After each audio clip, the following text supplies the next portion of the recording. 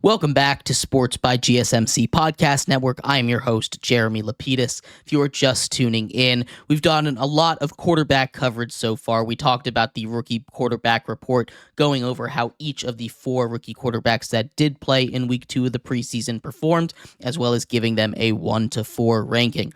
And then we talked about two quarterbacks that were just named the week 1 starter for their respective teams in Jaden Daniels and Gardner Minshew. So we talked about what that would look like for both the Raiders and the Commanders. In this segment here, we're heading down to college football. We're going to talk all about the Big Ten today. We're going to do a little preview every single day leading up to kickoff on the college football season. That is on August 24th, just right around the corner. We're going to talk about the Big Ten today, talk about who I have winning it, a couple of surprises as well, and what to be expected from the new members to this conference. But before we get into that, remember, if you would like to be an even bigger part of the show than you already are, all you need to do is go to GSMCPodcast.net. Leave a tip or donation with a message in it. That message should pop up on the bottom of the screen for you, me, and everybody else around the world to see. If you are on YouTube, you can also use that super chat option. It should do the same thing. If you have a burning question about sports, anything at all that you would like to ask, go and throw that in the comments. Throw it in the chat. I will get to it as soon as I possibly can. I appreciate everybody so much for sticking around, talking some sports with me here on a beautiful Monday afternoon. But like I was saying in this segment here, we are going to continue our football coverage, talking a little bit about the Big Ten. Like I keep saying, the college football season is right around the corner, and I, for one, cannot wait for football to officially be back. There will be no more weekends without football, and what a better way to start than with the conference that has the reigning champions in it from last college football season, that being the Big Ten. Obviously, this is going to be a different looking Big Ten than before. We have, with all the different conference changes, the Pac-12 disappearing, an entirely new landscape for college football and the Big Ten. We have Washington, UCLA, USC, as well as Oregon, all moving from the Pac-12 on the West Coast, joining up with the Big Ten.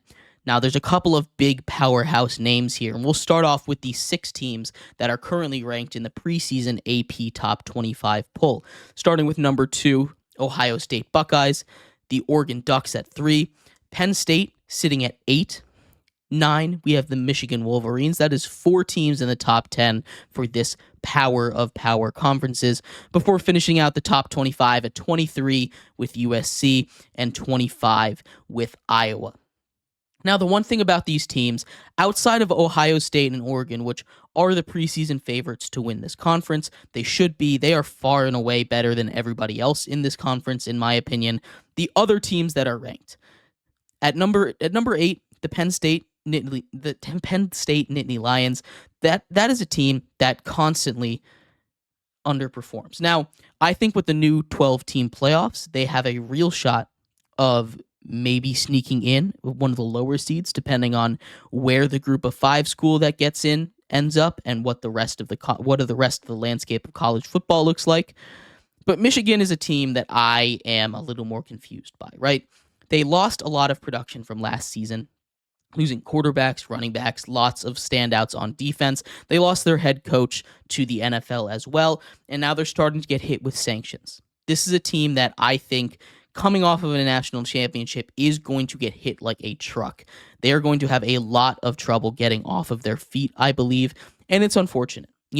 Michigan is a historic, storied program, and they do deserve to be ranked in the top 25. 9 just might be a little high. Iowa, I'm going to hold off on giving judgment to. They are, very famously not very good at scoring points, but their defense always is elite. I don't mind them being here at 25. And USC, again, they have Lincoln Riley. I don't know what the offense is going to look like without Caleb Williams, but Lincoln Riley has, if anyone can do it, a proven track record of developing Heisman winners, right? If you go back to his days at Oklahoma, basically all he's done, every quarterback that he's worked with, just about has won a Heisman. It's honestly insane the run that he has been on. But outside of these top schools, there are a couple teams that I think we should keep an eye out in the Big Ten. And we'll get to the contenders in a second. But some of these guys that I think might surprise a lot of people, the Rutgers Scarlet Knights are a team that have shown improvements. They have a great running back in Kyle Monungai, in my opinion, one of the best running backs in the country. And they have a solid defense as well. This is a team that is built to wear you down and outpace. It's just built to wear you down. Offensively, defensively, that's what they're going to do. And if there is a season that they can do it, I think this is it. Their schedule isn't ridiculously tough. This is something that I think that they really do have a shot at making some noise in college football this year. I'd be shocked if they didn't get a bowl game.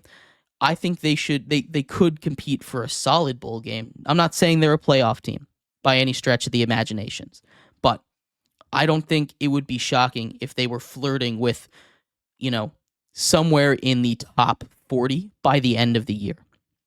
The other team that I want to keep an eye on, and this might be a little more selfish for me, but it's the Indiana Hoosiers. They bring in head coach Curt Cignetti as a recent JMU grad. I followed him for a bit, but the TLDR on Curt Cignetti is he wins. Very simply put, he wins. Wherever he goes, he wins. He comes in and he wins. And Indiana does not have an incredibly great football history. I'm not gonna sit here and lie to you and say, hey, Indiana is a powerhouse football school, right? But Curt Cignetti coming in, bringing in a lot of talent from JMU, from schools across the country. I think Indiana, who, when you look at the prediction polls from all these coaches, the coaches polls for the Big Ten, is coming in near the bottom.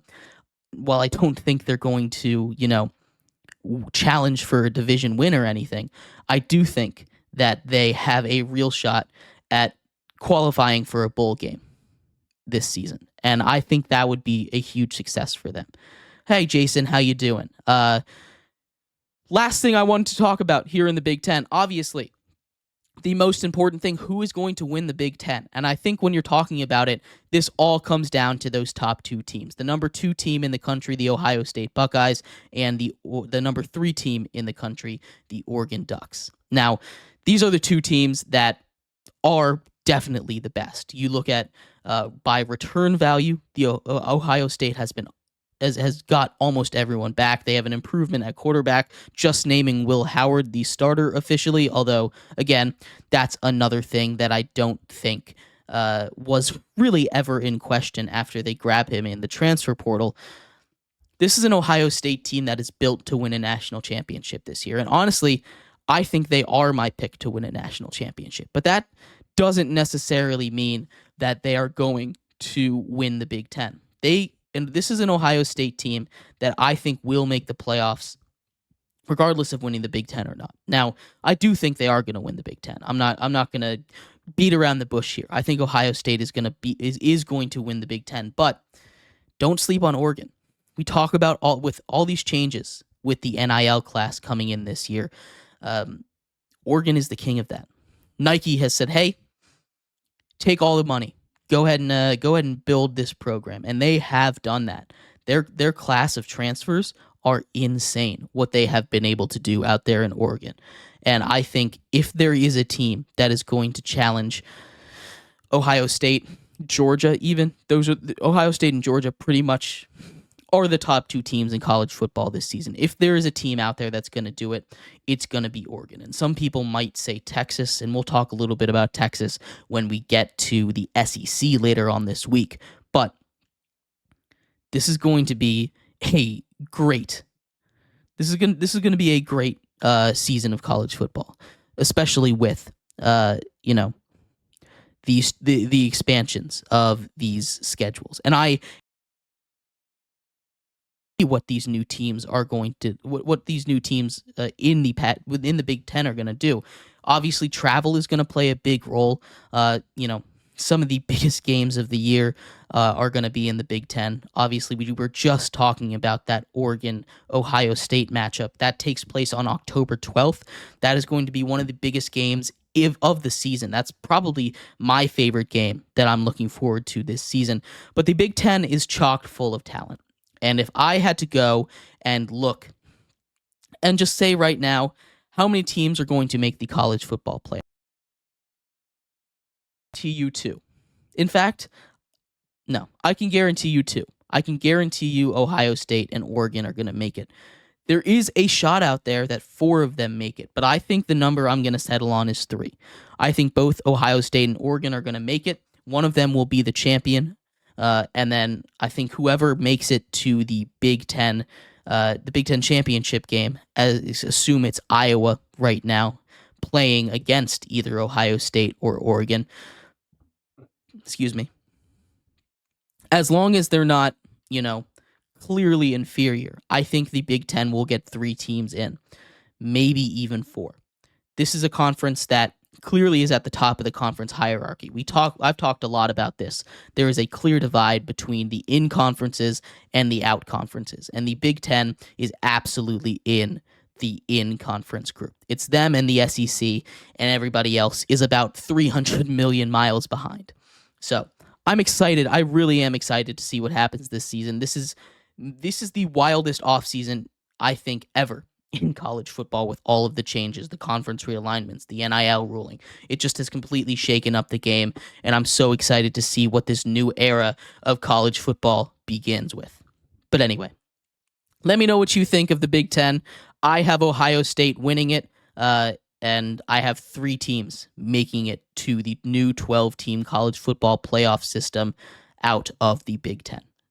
But anyway, we're going to take a quick break here, and when we come back, we're going to finish off our show in these last 2 segments talking about the Denver Broncos. We've talked about Bo Nix a little bit so far earlier on in the show, but then we're going to continue our series talking about every single NFL team, starting with giving them an off-season grade and then giving them a 2024 NFL season record prediction. So stick around for that. We'll be right back here on Sports by GSMC Podcast Network.